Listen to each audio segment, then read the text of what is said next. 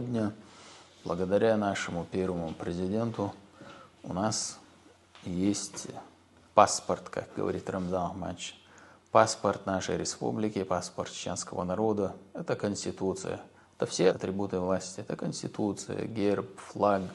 Есть законодательное собрание, есть глава республики. То есть все институты, все ветви власти, они сегодня выстроены. Мы сегодня живем в правовом поле Российской Федерации. Прошло не так много времени, если с исторической точки зрения взять за 20 лет. Человек может написать книгу, за 20 лет можно построить дом.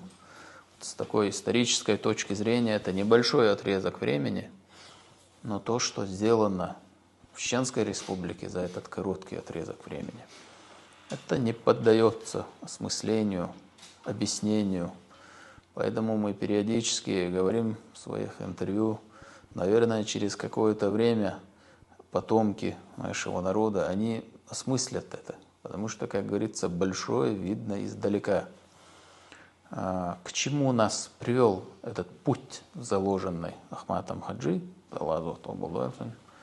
его концепция, которая охватывает все аспекты жизнедеятельности, которая охватывает религию, духовно-нравственное воспитание, социальную, политическую жизнь республики. То есть на самом деле реально он заложил такой фундамент, от которого мы до сих пор отталкиваемся.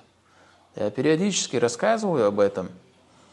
Вот недавно, когда мы создавали какой-то межведомственный орган, совет, что ли, это года 2 назад было, я сейчас даже не вспомню, мы создавали какой-то правительственный орган, думали, на какой нормативно-правовой акт мы можем опираться, на какое распоряжение, указ президента, главы, то есть куда можно опираться, чтобы создать вот такую вот структуру. И мы вот с первым заместителем, с Айцелем обсуждаем, и мы обнаружили, что есть нормативно-правовой акт, подписанный нашим первым президентом, который нас вот отсылает, который нам позволяет создать вот необходимый нам сегодня орган. То есть мы до сих пор апеллируем и отталкиваемся от той нормативной базы, заложенной им. То есть эта концепция, она включает все аспекты.